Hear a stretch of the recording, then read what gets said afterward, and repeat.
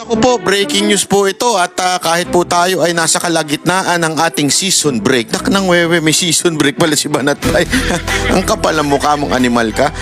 Hindi, habang tayo po ay nandito at nagbabakasyon sa land of the rising sun, ay meron pong maimportanteng email na pinadala sa akin po at itong email na ito ay nung ating pong pinagtanong-tanong at ating po itong ni-research ay ito po ay lehitimong email mula sa isang tauhan ng ating Armed Forces of the Philippines. Naku po, patay tayo dito, matindi ito.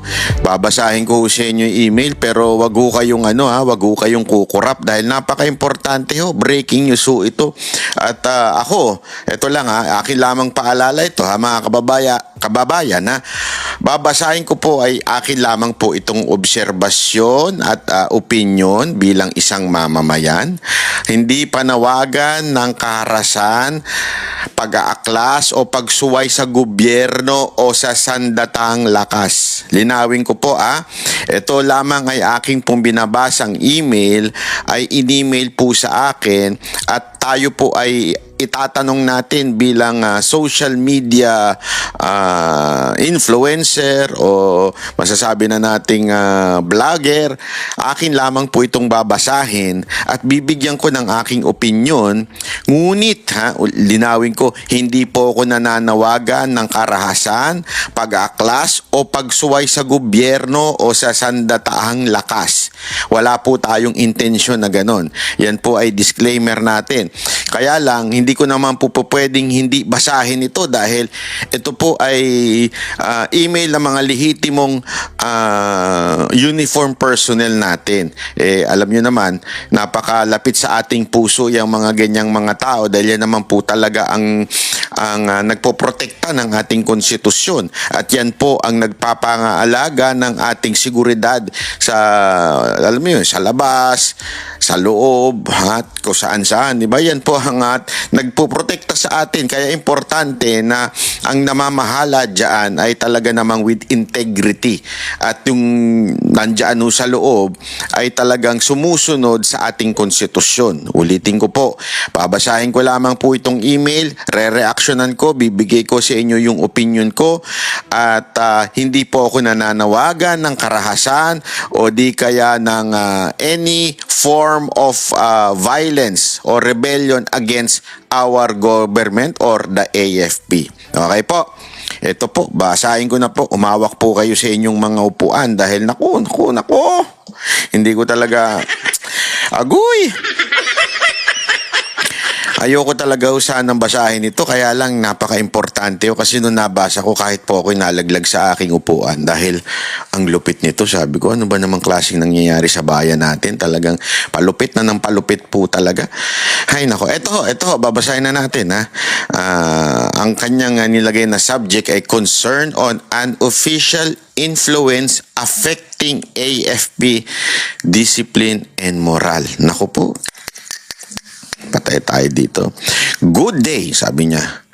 I'm writing this message not to attack anyone, but to raise a serious concern that many of us inside the armed forces of the Philippines have quietly observed for some time. Sabi ko sa inyo, kumapit po kayo sa inyong mga upuan. Nako, matindi ito. I'm a career military officer. I have served long enough to see how institutions slowly weaken, not through open conflict, but through tolerated behavior that crosses boundaries. Nako po, ang lupit mga kababayan. Sabi niya, hindi naman daw ang atake ay nanggagaling sa labas at inaatake ang Pilipinas kasi yan ang trabaho nila, protektahan tayo di ba? Sabi niya, there is a growing concern among officers and staff regarding the presence and actions of a civilian individual who holds no official position in the AFP, yet appears to exercise influence within military spaces. This individual is the spouse of the current AFP Chief of Staff. Naku po, patay tayo dyan. Sana naman hindi ho ito totoo. Hindi ho maganda ito. AFP Chief of Staff, sana po hindi ho ito totoo dahil nakaka-degrade, di ba, ng ating moral. Bumababa ang moral ng ating mga kasundaluhan. Sabi daw itong individual na para bagang umaastang first lady, ganun ang datingan, isa daw, yung asawa daw, di umano nung AFP chief natin. Naku po, patay. Ay nako, Browner, I hope this is not true and I hope ako ito, sinasabi ko ho ito mga kababayan again, hindi para magrebelde kayo sa AFP. Sinasabi ko ho ito para ho magkaroon kasi hindi ho nila maisiwalat.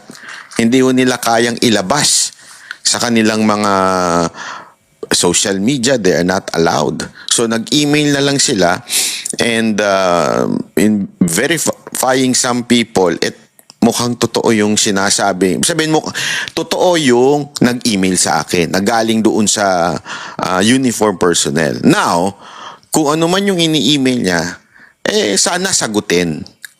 Sana ho ay hindi tablahin, hindi ho questionin o hanapin kung sino man yung nag-email, pero sana tugunan lang, di ba? Sana lang po ay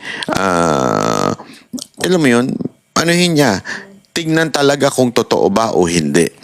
Sabi dito, on multiple occasions, this person has been seen attending official AFP activities, meetings, both local and foreign trips without a defined role.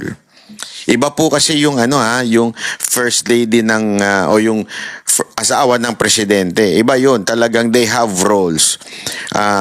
Hindi man ito official role, pero talagang sila kinukonsidera na na yung gumagawa ng mga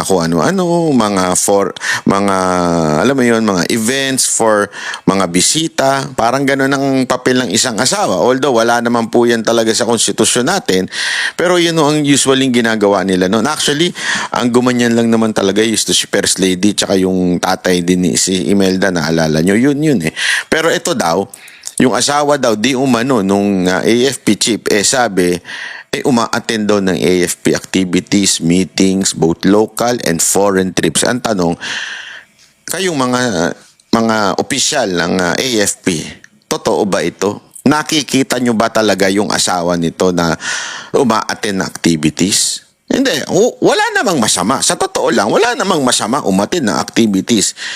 Pero ito pa yung kasunod Speaking harshly to staff and officers. Naku po, patay tayo dito. Bako, di maganda to.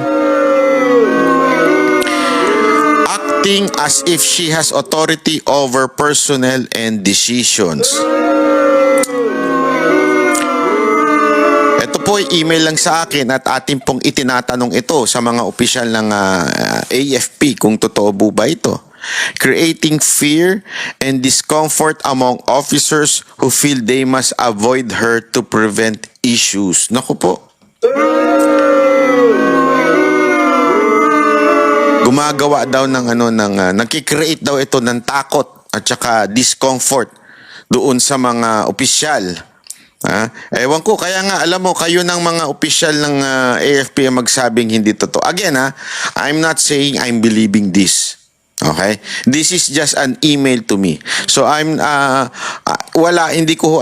hindi ko alam kung ito po ba'y totoo o hindi. Ito po yung email lang sa akin. Kaya nga po, ang nalaman ko lang at ni-research ko lang kung yung email na yun, yung taong nag-email ay talaga bang nasa loob pa ng AFP. In verifying some people, mukhang nasa loob nga. Ngayon, the content of what he is saying is hindi ko masasabing totoo o hindi totoo. Di ba? Sana lang sagutin at sabihin kung hindi. Kung hindi, palakpakan, di ba? Mas mababuti yun. Pero kung totoo, naku po, sana itigil. Kasi marami pong medyo nagkakaroon nga ng nakikreate daw ng takot kasi naninigaw daw Takot at discomfort. This action, whether intentional or not, undermine the chain of command, affect morale, and create confusion among personnel. Influence in the AFP must always come from the rank, mandate, and duty, not from personal relationship. Naku po, para daw, sabi dito, para bagang umaastang merong ranggo. Naku, hindi maganda yun. Sana hindi totoo. Hindi ako naniniwala na ganyan yan eh. Totoo lang. Hindi ako naniniwala na ganyan yung asawa ni AFP chief. Pero binabasa lang natin ito para ipahatid lang sa inyo yung mensahe na yung email na to. Baka kasi sabihin naman, hindi ko man lang na-verify ko na yung tao tas hindi ko man lang binasa. Baka sabihin, pinoproteksyonan ko. Wala po tayong pinoproteksyonan dito. Tayo po ay nagbabasa lang lamang at kaya nga ho natin itinatanong ang ating mga kababayan na nasa loob po ng AFP. Kayo po makakapagsabi kung totoo o hindi. Di ba? Yun, sabi dito, yan. Another concern that cannot be ignored is the very visible display of luxurious lifestyle. Naku po, patay kang bata ka. Naku. Luxurious lifestyle by someone without an official government position or known source of income. In an institution funded by public money, such display naturally raise question and affect public trust, especially when our soldiers are expecting to live with discipline, restraint, and modesty. So sabi dito, bongga daw ang buhay. Yung mga sundalo daw natin, mga military daw natin, sila ho ay nabubuhay ng may disiplina, restraint, and modesty. Pero yung ito daw, hindi. Hindi ako naniniwala dyan. Hindi ako naniniwala. Hindi naman siguro. Hindi naman siguro. Baka naglolo ko lang itong nag-email sa atin na to. Kasi hindi ako naniniwala na ganyan yung asawa ni Browner. Wag naman. Browner, pasinungalingan nyo na nga itong nag-email na to kasi ang sama ng dating nito, di ba? Di ako naniniwala kasi ako naniniwala na ikaw ay may integridad at ikaw ay mataas ang moral. So, pasinungalingan mo nga ito para kung hindi totoo, hindi totoo. At least, di ba? Hindi, tayo naman kasi we are living in a democratic country. We are living na merong kalayaan. So, kailangan pakinggan natin ang mga hinaing ng ating mga kababayan. Sa pagkakataong ito, hinaing ho ito ng isang sundalo. Actually, madami nga daw sila na ganon. Pero wala naman po silang planong masama o violente. Wala ho silang planong pagre-rebelde o whatsoever. Hindi rin po sila nananawagan ng kahit na nung resign. Pero sila po ay siguro concerned lang kasi para bagang sa kanila professional lang AFP. So the top management o yung pinaka-leaders nila ay dapat ganon din daw professional. Many officers choose to stay silent out of respect for the chief of staff and the institution. However, silence should not be mistaken for acceptance. The AFP is not a family organization. It is not a personal platform. It is a national institution that belongs to the Filipino people. This message is sent out of concern for the integrity of the AFP, the morale of its officers and enlisted personnel, the trust of the public we sworn to protect. We hope that proper boundaries are respected and that an official influence, no matter how close to power, does not erode the professionalism of the armed forces. Respectfully, a concerned AFP officer. Naku po, patay tayo dyan. Again, let me iterate that tayo po ay hindi nananawagan ng kahit na ano. These are just an opinion. Ito po ay opinion lamang ng siguro nung nag-message na yun, nag-email, not a call for action, overthrow, or disobedience, which is, yan po ang sa tingin ko, panawagan lamang niya. Di ba? Kako din, panawagan ko po. Hindi, kahit na anumang karahasan, ayoko ho niyan. Ayoko ng karahasan. Alam nyo yan sa mga nanonood sa Banateros, lalo kay Banat. Ayaw namin ng karahasan, ayaw namin ng rebelyon, ayaw namin ng kahit na anong pagsuway sa gobyerno o sa sandatang lakas. But we cannot ignore such email, di ba? Hindi naman natin pwedeng ignore lang yung email. Kailangan po maiparating natin sa kinauukulan at dahil nga po ito'y concern na pampubliko, hindi po baka sabihin na yun, bakit di mo na lang in-email si Browner? But hindi, kasi remember, the position ng AFP Chief of Staff, yan po ay public, yan po ay pampubliko. Sila ho ay public servant, even if they're military, lalo na talagang public servant sila. As a matter of fact, in our constitution, the civilian are higher than the uniformed personnel. Diba? Sabi nga all powers emanate from the people.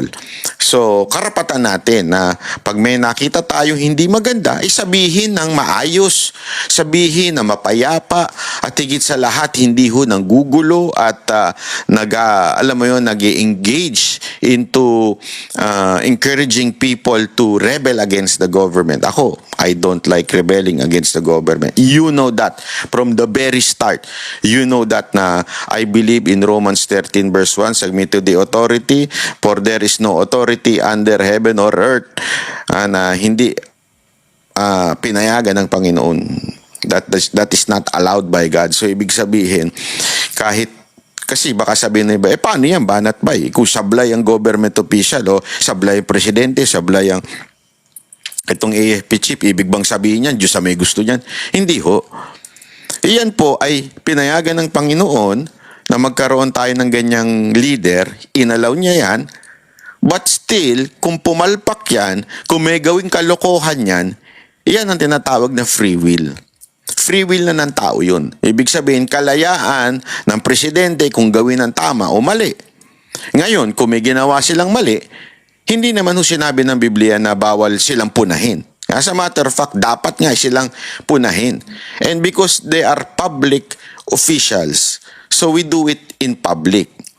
Sana lang makinig ho.